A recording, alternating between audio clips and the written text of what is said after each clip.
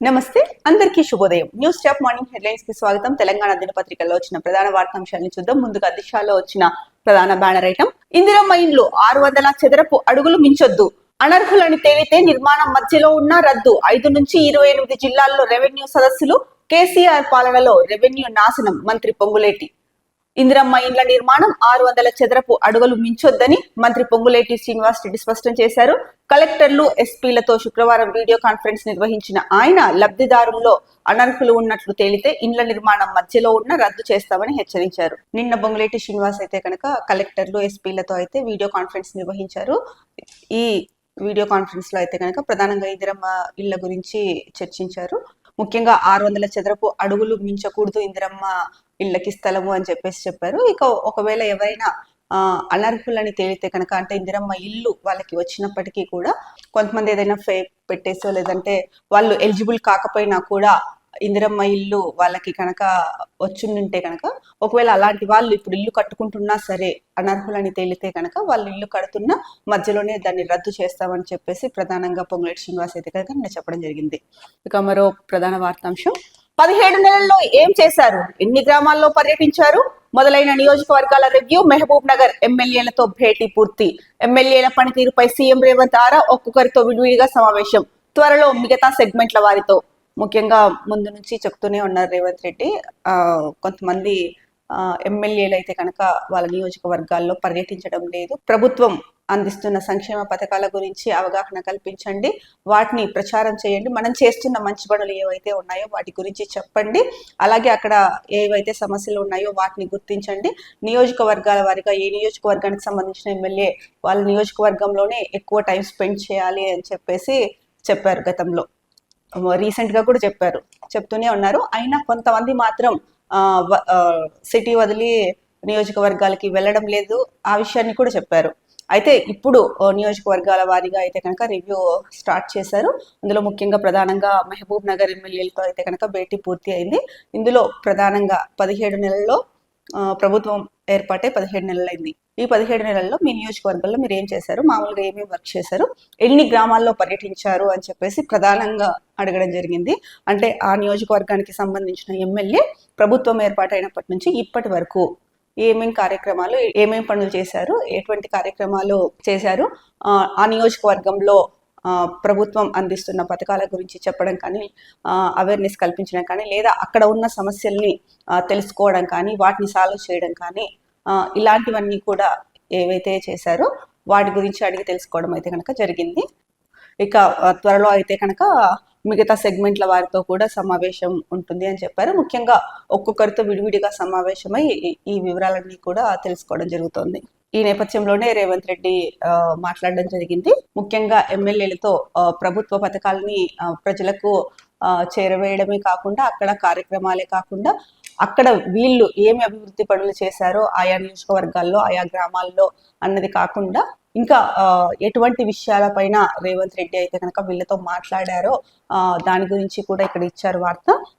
సొంత జిల్లాకు చెందిన ఎమ్మెల్యేల పనితీరును తెలుసుకునేందుకు ముందుగా మహబూబ్ నగర్ పార్లమెంట్ సెగ్మెంట్ పరిధిలోని ఎమ్మెల్యేలతో సీఎం సమావేశమయ్యారు. అందరినీ ఒకేసారి కూర్చోబెట్టి మాట్లాడకుండా ఒక్కొక్కరితో విడివిడిగా మాట్లాడారు. నియోజకవర్గంలోని సమస్యలు, రాజకీయ పరిస్థితులపై నేరుగా చర్చించారు. ఈ సందర్భంగా ఈ 17 నెలల కాలంలో నియోజకవర్గంలో చేసిన అభివృద్ధి, సంక్షేమ పథకాల అమలు కోసం ఖర్చు చేసిన నిధుల వివరాలను సదరు ఎమ్మెల్యేల ముందు పెట్టినట్లు తెలిసింది. ప్రభుత్వం తరఫున ఇన్ని కార్యక్రమాలు చేశాం, మీరేం చేశారో చెప్పండి, పథకాల ప్రచారం కోసం ఏమేం కార్యక్రమాలు చేశారు, ఎన్ని గ్రామాల్లో సభలు సమావేశాలు నిర్వహించారు, ఎక్కడ పాదయాత్రలు చేపట్టారు, పార్టీ కార్యకర్తలతో ఎన్నిసార్లు మీటింగ్ జరిపారు అనే వివరాలను పేపర్ పై రాసి ఇవ్వాలని అడిగినట్లు తెలుస్తోంది అని చెప్పేసి ముఖ్యంగా దిశలో అయితే కనుక ఇచ్చారు.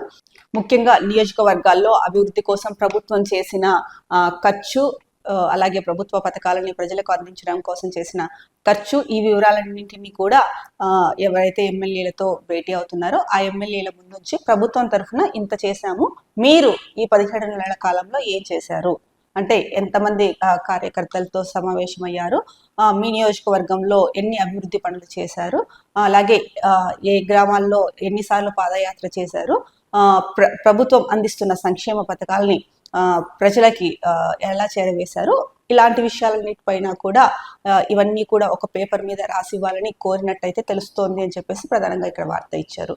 మరో ముఖ్యమైన వార్త. త్వరలో అమెరికాకు కేసీఆర్, యుఎస్ కాన్సులేట్ కు మాజీ సీఎం. వీసా ప్రక్రియ కోసం హాజరు. మనవడి గ్రాడ్యుయేషన్ కార్యక్రమానికి వెళ్లేందుకు మాజీ సీఎం కేసీఆర్ త్వరలోనే అమెరికా వెళ్లనున్నారు. అందులో భాగంగా శుక్రవారం నానక్రామ్గూడలోని అమెరికన్ కాన్సులేట్ కు వీసా ప్రక్రియ నిమిత్తం హాజరయ్యారు. తన గ్రాడ్యుయేషన్ కార్యక్రమానికి హాజరు కావాలని మనవడు కోరడంతో కేసీఆర్ అక్కడికి వెళ్లాలనే నిర్ణయం తీసుకున్నట్లు తెలిసింది. సో అమెరికాకి అయితే కనుక త్వరలో కేసీఆర్ వెళ్తున్నారు. ఎందుకంటే తన మనవడి గ్రాడ్యుయేషన్ కార్యక్రమానికి తన మనవడు రమ్మని కోరడంతో అయితే కనుక అక్కడికి వెళ్ళాలని డిసైడ్ అయ్యారు. సో ఈ నేపథ్యంలోనే యుఎస్ కాన్సులేట్ కి మాజీ సీఎం వీసా ప్రక్రియ కోసం హాజరయ్యారు అని చెప్పేసి ప్రధానంగా ఇచ్చారు. అంటే తన మనవడి గ్రాడ్యుయేషన్ కోసం రమ్మన్నారు. బాగుంది. ఎందుకంటే ఫ్యామిలీకి ఇంపార్టెన్స్ ఇవ్వాలి. ఎందుకంటే ఫ్యామిలీలో ఏదున్నా కూడా అందరూ కలిసిమెలిసి సంతోషంగా ఉంటేనే ఆ కుటుంబం బాగుంటుంది.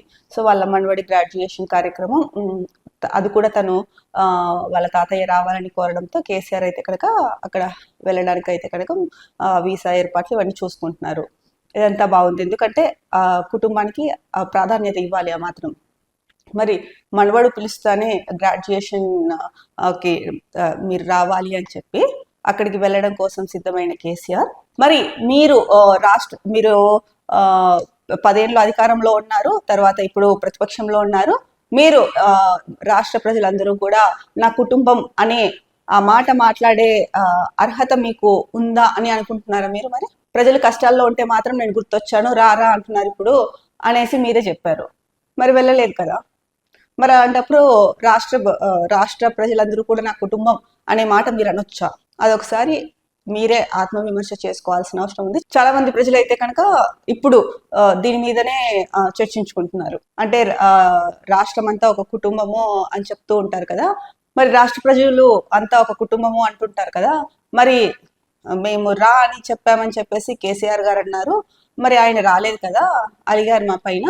మరి మమ్మల్ని కుటుంబ సభ్యులుగా ట్రీట్ చేస్తున్నారా? చేయట్లేదు, మమ్మల్ని ఓటర్లుగానే చూస్తున్నారు అన్న భావన చాలా మంది ప్రజల్లో చర్చించుకుంటున్నారు. ముఖ్యంగా మహిళలు చర్చించుకుంటున్నారు. మరి దీనికి ఏం సమాధానం చెప్తారో మరి మీరే ఒకసారి ఆత్మవిమర్శ చేసుకోవాలి. ఇది కంపారిజన్ కాదు, ఏమీ కాదు. కాకపోతే ఎవరైనా సరే అధికారంలో ఉన్నప్పుడు చాలా మంది ప్రతిపక్షంలో ఉన్నా కూడా రాష్ట్ర ప్రజల తరఫున ఏవైనా సమస్యలు ఉంటే పోరాడతారు, ప్రభుత్వానికి అవన్నీ చెప్తారు, లోటుపాట్లు ఏవైనా ఉన్నా కూడా చెప్తారు, విమర్శిస్తారు. ఇవన్నీ సహజమే. కానీ ప్రజలపైన ఇండైరెక్ట్ గా అలగడం అనేది అయితే మాత్రం నాకు తెలిసి ఫస్ట్ టైం చూస్తున్నాను. ఫస్ట్ టైం విన్నాను కూడా. కొద్ది రోజుల క్రితం ఇదే న్యూస్ పేపర్లో వార్త ఇచ్చారు. మరి కుటుంబానికి ఇచ్చే ప్రాధాన్యత కుటుంబానికి ఇవ్వాలి. దాంట్లో అది 100% కరెక్ట్. ఎందుకంటే కుటుంబ విలువలు, కుటుంబ బాంధవ్యాలు ఇవన్నీ కూడా చాలా ఇంపార్టెంట్. అలాగే రాష్ట్రంలో ఉన్న ప్రజలను కూడా, అంటే మీరు ఒక సీనియర్ రాజకీయ నేతగా అందులో 10 సంవత్సరాలు ముఖ్యమంత్రిగా చేశారు. ఆ 10 సంవత్సరాలు మీరు ముఖ్యమంత్రి అయ్యారంటే అది ప్రజలు ఇచ్చిన అధికారమే. మరి అలాంటప్పుడు రాష్ట్ర ప్రజలందరూ కూడా కుటుంబంతో సమానమే కదా. మరి వాళ్ళకి చేయాల్సింది కూడా వాళ్ళకి చేయాలి కదా. సో అందుకోసమే ఇక్కడ ఈ పాయింట్ తీసుకురావడం జరిగింది. అంతేకాని ఇది ఏదో కంపారిజన్ చేయడం కోసమో, కుటుంబాన్ని లేదా రాష్ట్ర ప్రజల్ని కంపారిజన్ చేయడం కోసమో ఇలాంటిది కాదు.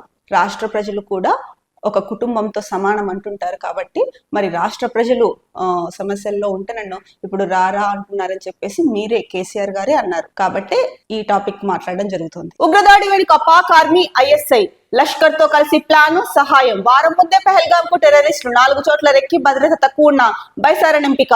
ముష్కరులకు కాశ్మీర్ లోయలో సానుభూతి పరుల మద్దతు. ఎన్ఐఏ ప్రాథమిక దర్యాప్తులో కీలక వివరాలు. 2800 మందిని ప్రశ్నించిన దర్యాప్తు సంస్థ. సో పెహల్గాం దాడి వెనుక పాకిస్తాన్ ప్రమేయం ఉందని జాతీయ దర్యాప్తు సంస్థ ఎన్ఐఏ తన ప్రాథమిక నివేదికలో వెల్లడించింది. పాకిస్తాన్ కు చెందిన ఉగ్ర సంస్థ పాకిస్తాన్ ప్రధానమంత్రి మాట్లాడుతూ పాక్ కి సంబంధం లేని ఉగ్రదాడులు పాకిస్తాన్ కు సంబంధం ఏంటి, మా దేశం పైన ఎందుకు ఇలాంటి ఆరోపణలు చేస్తున్నారు అని చెప్పేసి మొదట్లో అన్నారు కదా. మరి ఇప్పుడు ప్రాథమిక దర్యాప్తులో అయితే కనుక పాకిస్తాన్ అంటే ఇప్పుడు ఎన్ఐఏ ప్రాథమిక దర్యాప్తులో అయితే కనుక పాక్ ఆర్మీ సహాయం చేసింది అని చెప్పేసి తెలియంది. మరి ఇప్పుడు ఏమంటారు పాకిస్తాన్ ప్రధానమంత్రి? మీ ప్రమేయం లేకుండా, అంటే పాకిస్తాన్ ప్రమేయం లేకుండా అయితే ఉగ్రవాదుల దాడి జరగదు, ముఖ్యంగా అందులో భారతదేశంలో. ఎందుకంటే కనుక మీకు ఎప్పటి నుంచో భారతదేశం అంటే కడుపు నిండా విషయం పెట్టుకొని ఉంటారు. అలాంటి మీరు అంటే పాకిస్తాన్ ఆర్మీ, ముఖ్యంగా పాకిస్తాన్ ఆర్మీ అయితే కనుక ఇంకా చెప్పక్కర్లా నిలువెల్లా విషయంతోనే నిండిపోయి ఉంటుంది ఎప్పుడు. మరి మీరు సహాయం చేసి ఉగ్రవాదులకి పాక్ ఆర్మీ మళ్ళీ అది అంటే బహుశా ప్రధానికి తెలుసో తెలీదో ఈ విషయం. ఎందుకంటే కనుక ఈ మధ్య పెహల్గాం దాడి జరిగిన తర్వాత అయితే కనుక ఆర్మీ ప్రధానిని లెక్క చేయట్లేదు అని చెప్పేసి ఒక వార్తాపత్రికలో వార్తాకథనం కూడా వచ్చింది. మరి అక్కడ పాకిస్తాన్ ప్రధానమంత్రి జస్ట్ ఒక అలంకార ప్రాయ సీట్లో కూర్చున్నారా, లేకపోతే కనుక ఆయన ఏమైనా, లేకపోతే ఆయన చెప్పే మాటలు కానీ ఆయన ఆదేశాలు కానీ పాక్ ఆర్మీ పాటిస్తుందా లేదా అన్నది కూడా ఆయనకే తెలియాలి. మొత్తానికైతే పాక్ ఆర్మీ హస్తం ఉందని ఊహాగానాలు కాదు, భారత్వి పాకిస్తాన్ ఆర్మీ ప్రమేయం ఉందని ఎన్ఐఏ ప్రాథమిక దర్యాప్తులో వెల్లడైంది. ఇక ఇంకెన్ని విషయాలు బయటపడతాయో ఈ దర్యాప్తులో అన్నదైతే కనుక చూడాలి. ఏసీబీ కస్టడీకి మాజీ ఈఎన్సీ హరిరామ్ 5 రోజుల పాటు విచారణ, 6వ తేదీ వరకు పర్మిషన్ ఇచ్చిన కోర్టు. కాళేశ్వరం ప్రాజెక్టు మాజీ ఈఎన్సీ హరిరామ్ ను ఏసీబీ కస్టడీకి కోర్టు అనుమతిచ్చింది. 6వ తేదీ వరకు అధికారులు ఆయనను విచారించనున్నారు. ఇక మరో ముఖ్యమైన వార్తాపత్రిక వెలుగు చూస్తే కనుక, తెరుచుకున్న కేదార్నాథ్. చార్ధామ్ పుణ్యక్షేత్రాల్లో ఒకటైన కేదార్నాథ్ ఆలయం శుక్రవారం తెరుచుకుంది. ఈ కార్యక్రమానికి 12,000 మంది భక్తులు హాజరయ్యారు. నేపాల్, థాయిలాండ్, శ్రీలంక దేశాల నుంచి 54 రకాల 108 క్వింటాళ్ల పూలను తీసుకొచ్చి ఆలయాన్ని అలంకరించారు. ఈ యాత్ర నవంబర్ 3 వరకు కొనసాగనుంది. సో ప్రసిద్ధ పుణ్యక్షేత్రం కేదార్నాథ్ ఆలయం అయితే కనుక తెరుచుకుంది. ఇది నవంబర్ 3 వరకు కూడా ఈ కేదార్నాథ్ యాత్ర అయితే కనుక కొనసాగనుంది అని చెప్పేసి ప్రధానంగా వార్త ఇచ్చారు. పాక్ పై భారత్ ఫైనాన్షియల్ స్ట్రైక్స్. ఆ దేశాన్ని FATF గ్రే లిస్ట్ లో చేర్చేందుకు యత్నం. IMF సాయం పైన ఆందోళనకు సిద్ధం. ఇండియన్ మిలిటరీ స్ట్రైక్స్ భయంతో POKలో మదర్సాలు క్లోజ్. 2 నెలలకు సరిపడా ఫుడ్ నిల్వ చేసుకోండి. POKలో ప్రజలకు పాక్ అలర్ట్. సో మొత్తానికైతే పాక్ పైన భారత ప్రభుత్వం ఫైనాన్షియల్ స్ట్రైక్స్ కూడా చేయబోతోంది అని చెప్పేసి వార్త ఇచ్చారు. ఆ దేశాన్ని FATF గ్రే లిస్ట్ లో చేర్చేందుకు ప్రయత్నం చేస్తోంది. ఇక ముఖ్యంగా IMF సాయం పైన కూడా ఆందోళనకు సిద్ధం అవుతోంది. ఇక ముఖ్యంగా ఇండియన్ మిలిటరీ స్ట్రైక్స్ భయంతో అయితే కనుక ఇప్పటికే POKలో మదర్సాలు క్లోజ్ చేశారు. ఇక 2 నెలల వరకు సరిపడా ఫుడ్ ని కూడా నిల్వ చేసుకోండి అని చెప్పేసి POKలో ప్రజలకైతే కనుక పాకిస్తాన్ వాళ్ళని అలర్ట్ చేసింది, జాగ్రత్తగా ఉండండి, 2 నెలల పాటు సరిపడా ఫుడ్ కూడా నిల్వ ఉంచుకోండి అని చెప్పేసి. అంటే పైనకి ఏదో మాట్లాడుతోంది కానీ పాకిస్తాన్ భారత్ దాడి చేస్తే మేము కూడా సిద్ధంగా ఉన్నామని లోపల చాలా భయపడిపోతుంది, వణికిపోతుంది అన్నది అందరికీ తెలిసిన విషయమే. సో ఈ నేపథ్యంలోనే ఈ పెహల్గాం దాడి తర్వాత భారత్ తీసుకుంటున్న నిర్ణయాలతో అయితే కనుక పాకిస్తాన్ అయితే కనుక కుదేలవుతుందని చెప్పొచ్చు. ఫైటర్ జెట్ల గర్జన. గంగా ఎక్స్ప్రెస్ వే పై ల్యాండింగ్, టేకాఫ్లు చేపట్టిన IAF. ఇండియా పాక్ మధ్య ఉద్రిక్తతల నేపథ్యంలో Rafale, Mirage, MiG, Jaguar, Hercules యుద్ధ విమానాల చక్కర్లు. రాత్రి వేళ కూడా ల్యాండింగ్ సౌకర్యం. దేశంలో ఈ ప్రత్యేకత ఉన్న ఒకే ఒక ఎక్స్ప్రెస్ వే.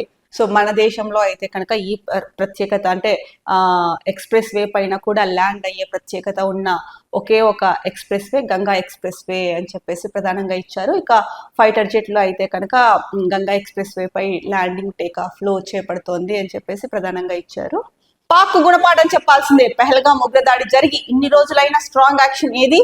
కేంద్రం ఏ చర్యలు తీసుకున్నా మద్దతిస్తాం ప్రకటించిన CWC.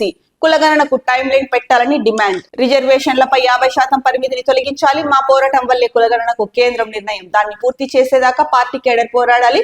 కాంగ్రెస్ వర్కింగ్ కమిటీ భేటీలో తీర్మానాలు. AICC చీఫ్ ఖర్గే నేతృత్వంలో ఢిల్లీలో సమావేశం. సోనియా, రాహుల్ కాంగ్రెస్ పాలిత రాష్ట్రాల CMలు హాజరు. తెలంగాణ కులగణనపై CM రేవంత్ ప్రెజెంటేషన్. సో నిన్న అయితే కనుక ఢిల్లీలో CWC సమావేశం జరిగింది. ఈ సమావేశంలో అయితే ప్రధానంగా సోనియా గాంధీ, రాహుల్ గాంధీ, అలాగే ఖర్గే, కేసీ వేణుగోపాల్ రెడ్డి, రేవంత్ రెడ్డి, ఇంకా కాంగ్రెస్ పాలిత రాష్ట్రాల CMలు అయితే కనుక హాజరయ్యారు. ముఖ్యంగా ముఖ్యంగా అందులో ప్రధానంగా మాట్లాడినది అయితే కనుక పాక్ గుణపాఠం చెప్పాల్సిందే. ఇన్ని రోజులు అవుతున్నా కూడా పెహల్గాం ఉగ్రదాడి జరిగి స్ట్రాంగ్ యాక్షన్ తీసుకోలేదు అన్నట్టయితే కనుక మాట్లాడారు. ముఖ్యంగా కేంద్రం ఏ నిర్ణయం తీసుకున్నా, ఏ చర్యలు తీసుకున్నా కూడా మేము మద్దతిస్తాము అని చెప్పేసి CWC అయితే కనుక ప్రకటించింది. ఇక కులగణనకు కూడా టైం లైన్ అయితే కనుక పెట్టాలి అని చెప్పి డిమాండ్ చేశారు. నిన్న ఏదైతే కనుక చెప్పారో, నిన్న న్యూస్ పేపర్లో మనం చూసుకున్నాం, కులగణన పైన అయితే కనుక అంటే ఇక రిజర్వేషన్లపై 50% పరిమితి అని ఏదైతే చెప్పారో దాన్ని తొలగించాలి అని చెప్పేసి ప్రధానంగా డిమాండ్ చేయడం జరిగింది. ఇక కులగణనకు కేంద్రం నిర్ణయం తీసుకుంది. అది కాంగ్రెస్ పోరాటం వల్లే ఆ నిర్ణయం తీసుకోవడం జరిగింది కేంద్ర ప్రభుత్వం అని చెప్పేసి ప్రధానంగా చెప్పడం జరిగింది. ఇక ఈ కులగణన పూర్తి చేసేదాకా కూడా పార్టీ క్యాడర్ అయితే కనుక పోరాడాలి దీనిపైన అని చెప్పేసి ప్రధానంగా సిడబ్ల్యూసి మీటింగ్ లో అయితే కనుక నేతలు చెప్పడం జరిగింది. ఏఐసిసి ఖర్గే నేతృత్వంలో ఈ సమావేశం జరిగింది. ఇక సోనియా రాహుల్ తో పాటు కాంగ్రెస్ పాలిత రాష్ట్రాల నుంచి సీఎంలు హాజరయ్యారు. ముఖ్యంగా తెలంగాణ సీఎం రేవంత్ రెడ్డి హాజరై తెలంగాణలో చేపట్టిన కులగణన పైన అయితే కనుక ప్రజెంటేషన్ ఇవ్వడం జరిగింది. అమరావతికి సహకరిస్తా, వికసిత్ భారత్ లక్ష్యానికి ఏపీ గ్రోత్ ఇంజిన్ కావాలి ప్రధాని మోడీ. నేను సీఎంగా ఉన్నప్పుడు చంద్రబాబును చూసి చాలా నేర్చుకున్న, రక్షణ రంగాన్ని బలోపేతం చేస్తున్నట్లు వెల్లడి. ఏపీలో అమరావతి పునర్నిర్మాణ పనులకు శంకుస్థాపన. డిప్యూటీ సీఎం పవన్ కు చాక్లెట్ గిఫ్ట్ గా ఇచ్చిన ప్రధాని. సో ఇక్కడ ఫోటో కూడా ఇచ్చారు. శుక్రవారం అమరావతి పునర్నిర్మాణ శంకుస్థాపన కార్యక్రమంలో ప్రధాని మోడీ గిఫ్ట్ గా చాక్లెట్ ఇవ్వడంతో నవ్వులు చిందిస్తున్న పవన్ కళ్యాణ్, పక్కన ఏపీ సీఎం చంద్రబాబు. సో నిన్న అమరావతి రాజధాని పునః ప్రారంభ పనుల శంకుస్థాపన కోసం ప్రధానమంత్రి నరేంద్ర మోడీ రావడం జరిగింది. ముఖ్యంగా నరేంద్ర మోడీ మాట్లాడుతూ అమరావతికి అన్ని రకాలుగా కేంద్ర ప్రభుత్వం సహకరిస్తుంది అని చెప్పేసి చెప్పారు. ఇక నేను సీఎంగా ఉన్నప్పుడు అంటే చంద్రబాబు నాయుడు చాలా సార్లు నన్ను పొగిడారు, అంటే టెక్నాలజీలో ముందు ఉంటారు అని చెప్పేసి. కానీ నేను గుజరాత్ సీఎంగా ఉన్నప్పుడు అయితే కనుక హైదరాబాద్ లో ఐటీని చూసి మా అధికారులని పంపించి ఏంటి ఎలా అన్నది కూడా కనుక్కొని రమ్మని చెప్పేసి చెప్పాను. చంద్రబాబు విజనరీ ఉన్న నాయకుడు అని చెప్పేసి ముఖ్యంగా ప్రధానమంత్రి అయితే కనుక చెప్పడం జరిగింది. బోనస్ కోసం తెలంగాణకు ఏపీ వడ్లు, మన బార్డర్ జిల్లాలో ఆంధ్రప్రదేశ్ దళారుల దందా. ఆ రాష్ట్రంలో తక్కువ ధరకు కొని మన ఐకేపీ కేంద్రాల్లో విక్రయం. కొనుగోలు సెంటర్ల నిర్వాహకులతో కుమ్మక్కు. 3 రోజుల కింద హాలియా మార్కెట్ కు ఏపీ నుంచి 50 లారీలు. ఎంక్వైరీ ప్రారంభించిన అధికారులు. వాడపల్లి వద్ద 7 లారీలు సీజ్. బార్డర్ లో చెక్ పోస్టులు. లారీలను అనుమతించాలని డ్రైవర్ల ఆందోళన.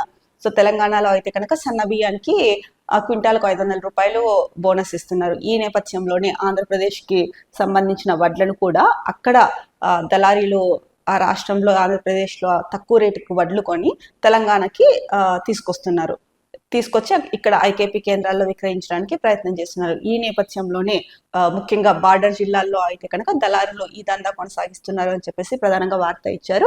ఇక కొనుగోలు సెంటర్ల నిర్వాహకులతో కూడా వీళ్ళు కుమ్మక్కయ్యారు అని చెప్తున్నారు. అయితే 3 రోజుల కింద హాలియా మార్కెట్ కు ఏపీ నుంచి 50 లారీలు వచ్చాయి. ఈ నేపథ్యంలోనే ఎంక్వైరీ ప్రారంభించారు పోలీసులు. ఇక వాడపల్లి వద్ద అయితే కనుక 7 లారీలను సీజ్ చేశారు. ఈ నేపథ్యంలోనే బార్డర్ లో చెక్ పోస్టులను ఏర్పాటు చేశారు. అయితే లారీలను అనుమతించాలని డ్రైవర్లు అయితే కనుక ఆందోళన వ్యక్తం చేస్తున్నారని చెప్పారు. కానీ ఇది ఎంత మోసం. అక్కడ ఏపీ దగ్గర రైతుల దగ్గర తక్కువ ధరకి వడ్లు కొనుగోలు చేసి ఇక్కడ సన్న బియ్యానికి బోనస్ ఇస్తున్నారు తెలంగాణలో అని చెప్పేసి వాళ్ళకి అలా ఇక్కడ బోనస్ ఇస్తున్నారని చెప్పేసి వాళ్ళే దళారులేమో ఇక్కడ తీసుకొస్తున్నారు. కొనుగోలు సెంటర్ల కొంతమంది కొనుగోలు కేంద్రాల నిర్వాహకులతో కూడా కుమ్మక్కయ్యి ఈ ప్రక్రియ అంతా చేస్తున్నారు. మరి అక్కడ రైతులకి ఎంత నష్టం వాటిల్తుంది? వీళ్ళేమో అక్కడ పోనీ వాళ్ళకి సరిపడా రేటు ఇచ్చి, అంటే దానికి ఎంత రేటో అంత రేటు ఇచ్చి ఆ వడ్లను కొనుక్కున్న ఒక రకం, వాళ్ళ దగ్గర తక్కువకి కొనుక్కొని ఇక్కడికి తీసుకొచ్చి తెలంగాణకు ఇక్కడ సన్న బియ్యానికి బోనస్ ఇస్తున్నారని చెప్పేసి ఇక్కడ అమ్ముకోవడానికి తీసుకురావడం, అది దళారులు ఎంత మోసం చేస్తున్నారో అర్థమవుతుంది. ఈ నేపథ్యంలోనే ఇక్కడ అంటే ఏదైతే కనుక 50 లారీలు వచ్చాయో ఏపీ నుంచి, దాన్ని గుర్తించి అధికారులు అయితే కనుక ఎంక్వైరీ స్టార్ట్ చేశారు. ఇక వాడపల్లి వద్ద 7 లారీలు కూడా సీజ్ చేయడం జరిగింది. ఇక మరో ముఖ్యమైన వార్తాపత్రిక ఈనాడు చూసుకుంటే కనుక డ్రైవింగ్ పరీక్ష ఇక కఠినమే. ట్రాక్ కన్నా ముందు సిమ్యులేటర్ పై నైపుణ్యాన్ని శాస్త్రీయంగా పరీక్షించే విధానం రాష్ట్రంలో 18 ఆర్డీఓ కార్యాలయాల్లో అమల్లోకి తెచ్చే యోచన. వాహన డ్రైవింగ్ పరీక్ష కఠినతరం కానుంది. ప్రస్తుత విధానంలో మార్పు చేర్పులకు రవాణా శాఖ సిద్ధమవుతోంది. ప్రస్తుతం ఖాళీగా ఉన్న మైదానంలో బండిని నడిపించి అర్హులైన వారికి లైసెన్స్లు ఇచ్చేస్తున్నారు. కొత్త విధానంలో ట్రాక్ తో పాటు డ్రైవింగ్ నైపుణ్యాన్ని ప్రత్యేక పరికరంపై శాస్త్రీయంగా పరీక్షించనున్నారు. ఈ ప్రతిపాదనలను రవాణా శాఖ సూత్రప్రాయంగా ఆమోదించినట్టు తెలుస్తోంది. ఈ మేరకు రాష్ట్రంలో 18 ఆర్డీఓ కార్యాలయాల్లో కొత్త విధానం అమలుకు సన్నాహాలు చేస్తున్నారు. మొత్తానికి అయితే కనుక ఇప్పటి వరకు డ్రైవింగ్ టెస్ట్కి వెళ్తే కనుక లైసెన్స్ కోసం ఓపెన్ ఏరియాలో ఖాళీ మైదానంలో అయితే కనుక అంటే టర్నింగ్స్ ఇలాంటివన్నీ ఉంటాయి, అక్కడ వాటిలో పాస్ అయితే కనుక లైసెన్స్ ఇచ్చేవాళ్ళు. సో ఇప్పుడు అలా కాకోకుండా ట్రాక్ కన్నా ముందు సిమ్యులేటర్ పైన అయితే కనుక వాళ్ళ నైపుణ్యాన్ని శాస్త్రీయంగా పరీక్షించే విధానం అయితే కనుక అమల్లోకి తెచ్చే ఆలోచనలో ఉన్నారు. ముఖ్యంగా రాష్ట్రంలోని 18 ఆర్డీఓ కార్యాలయాల్లో అమల్లోకి తీసుకురావాలనేసి అయితే కనుక ప్రభుత్వం ఆలోచిస్తోంది. ఈ కొత్త విధానంలో అయితే కనుక ట్రాక్ తో పాటు డ్రైవింగ్ నైపుణ్యాన్ని ప్రత్యేక పరికరంపై శాస్త్రీయంగా పరీక్షించనున్నారు. సో చెప్పాలంటే కనుక ఒక రకంగా ఇది ఇప్పుడున్న డ్రైవింగ్ టెస్ట్ లైసెన్స్ కోసం ఏదైతే డ్రైవింగ్ టెస్ట్ ఉంటుందో దాన్ని అది మరింత కఠినతరమైందని చెప్పొచ్చు.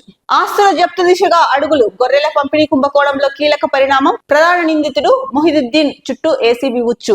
గొర్రెల పంపిణీ పథకం కుంభకోణంలో కీలక పరిణామాలు చోటు చేసుకుంటున్నాయి. 700 కోట్ల రూపాయల మేర ప్రభుత్వ నిధులు పక్కదారి పట్టినట్లు అవినీతి నిరోధక శాఖ ప్రాథమికంగా అంచనా వేసిన ఈ కేసులో ప్రధాన నిందితుడు సయ్యద్ మొహిదుద్దీన్ చుట్టూ దర్యాప్తు సంస్థ ఉచ్చు బిగిస్తోంది. సో మొత్తానికి అయితే కనుక ఈ గొర్రెల కుంభకోణంలో ఒక కీలక పరిణామం చోటు చేసుకుంది. ఎవరైతే ప్రధాన నిందితుడు మొహిదుద్దీన్ ఉన్నాడో ఆయన చుట్టూ ఏసీబీ ఉచ్చు అయితే కనుక బిగుసుకుంటోంది. ముఖ్యంగా 700 కోట్ల మేర ప్రభుత్వ నిధులు పక్కదారి పట్టినట్లు ఏసీబీ అయితే కనుక ప్రాథమికంగా అంచనా వేసింది. ఈ నేపథ్యంలోనే ఇంకా ఆస్తులు జప్తు చేయాలి అన్న దిశగా అయితే కనుక ఏసీబీ అడుగులు వేస్తోంది అని చెప్పేసి ప్రధానంగా వార్త ఇచ్చారు. పేదల ఇంటర్ రేషన్ పండుగ, మే నెలలో కొత్తగా 11.5 లక్షల మంది లబ్ధిదారులు, పాత కార్డుల్లో అదనంగా 10,12,199 మంది పేర్ల నమోదు, 2.93 కోట్లకు చేరిన మొత్తం కార్డుదారుల సంఖ్య. మే నెలలో అయితే కనుక ఈ నెలలో కొత్తగా ప్రభుత్వము 11.5 లక్షల మంది లబ్ధిదారులకు రేషన్ కార్డులు ఇవ్వబోతోంది అని చెప్పేసి ప్రధానంగా వార్త ఇచ్చారు. ఇక పాత కార్డుల్లో అయితే కనుక అదనంగా 10,12,199 మంది పేర్లను కూడా నమోదు చేశారు. ఇక 2.93 కోట్లకు చేరింది మొత్తం రేషన్ కార్డుల సంఖ్య అని చెప్పేసి ప్రధాన వార్త. ఇంకొకటి ఇక్కడ ఒక మామిడి పండు చూస్తే బొప్పాయి లాగా, అంటే సైజ్ అంత పెద్దగా ఉంది. ఇది బొప్పాయి కాదు మామిడి పండే అని చెప్పేసి ఇచ్చారు వార్త. ఈ మామిడి పండు యాదాద్రి భువనగిరి జిల్లా భువనగిరి పట్టణ శివారులోని ఓ రైతుకు చెందిన అమేయ కృషి వికాస కేంద్రంలో మామిడికాయ 2.854 కిలోల బరువుతో కాసింది. సో దాన్ని రైతు చూపిస్తూ ఉన్నారు.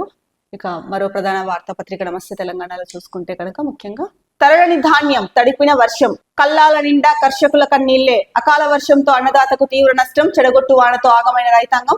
సెంటర్లలో తడిసి ముద్దైన ధాన్యం, వరదలో మునిగి వడ్లను చూపుతూ కళ్ళల్లో నీళ్లు తీసుకుంటున్న రైతులు. మామిడి మిర్చి తోటల్లో నేల రాలిన ఆశలు. ఇక నిలిచిన కొనుగోళ్లు, ముంచిన వాన.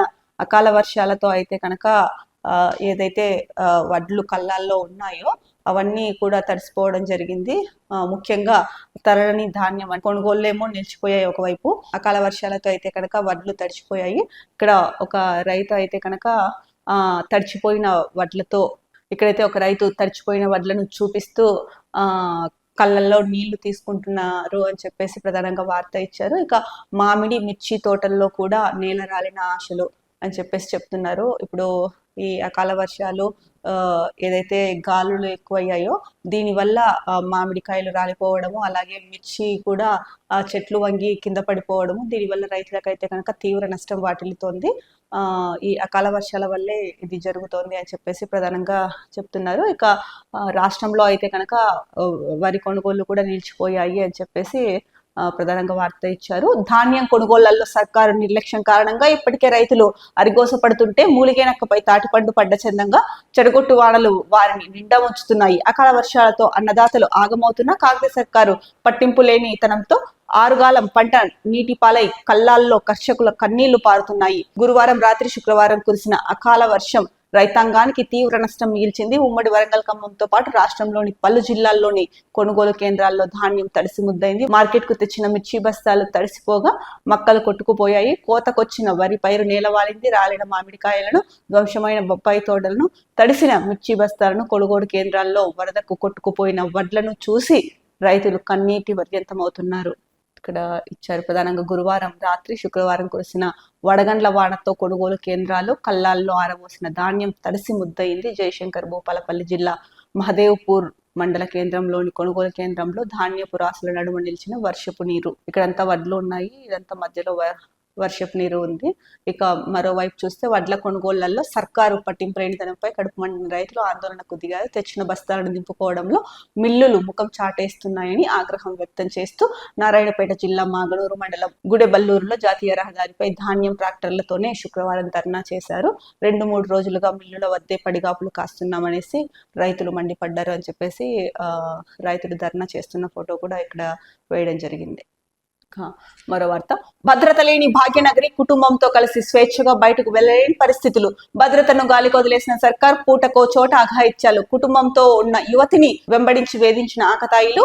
నన్నే నీ భర్తనుకో, ఫోన్ నంబర్ ఇవ్వు అంటూ భర్త ఎదుటే భార్యకు వేధింపులు. బీరు బాటిళ్లు పట్టుకొని అటకాయింపు. బేగంపేట నుంచి రహమత్ నగర్ వరకు వెంటపడి భర్తపై దాడి, 3 అరెస్ట్. మధురానగర్ ఠాణాలో కేసు నమోదైంది. హైదరాబాద్ లో అయితే కనుక మహిళలకు రక్షణ లేకుండా పోతుంది అని చెప్పేసి ప్రధానంగా వార్త ఇచ్చారు. కుటుంబంతో కలిసి వెళ్ళినప్పటికీ కూడా మహిళలకు ఈ వేధింపులు, వాళ్ళపైన అఘాయిత్యాలు తప్పట్లేదు అని చెప్పేసి ప్రధానంగా వార్త ఇచ్చారు. నిన్న ముఖ్యంగా కుటుంబంతో కలిసి ఉన్న యువతిని అయితే కనుక వెంబడించి వేధించారు ఆకతాయిలు. నన్ను నీ భర్త అనుకో అని చెప్పేసి వాళ్ళు ఇష్టం వచ్చినట్టు మాట్లాడడం జరిగింది అని చెప్పేసి ప్రధానంగా వార్త ఇచ్చారు. ఇక బేగంపేట నుంచి రెహమత్ నగర్ వరకు ఆమె భర్త పైన అయితే కనుక వెంటపడి దాడి చేశారు అని చెప్పారు. మొత్తానికి అయితే కనుక వీళ్ళు ఎవరైతే ఈ ఆకతాయిలు ఈ సాడిస్టులు ఉన్నారో ఈ ముగ్గురిని అయితే కనుక మధురానగర్ పోలీసులో అరెస్ట్ చేయడం జరిగింది. ఇవి తెలంగాణ వార్తాపత్రికల్లో వచ్చిన ప్రధాన అంశాలు. రేపటి న్యూస్ టాప్ మార్నింగ్ హెడ్లైన్స్ లో మళ్ళీ కలుద్దాం. అంతవరకు సెలవు, నమస్కారం. Be happy, stay strong, stay healthy.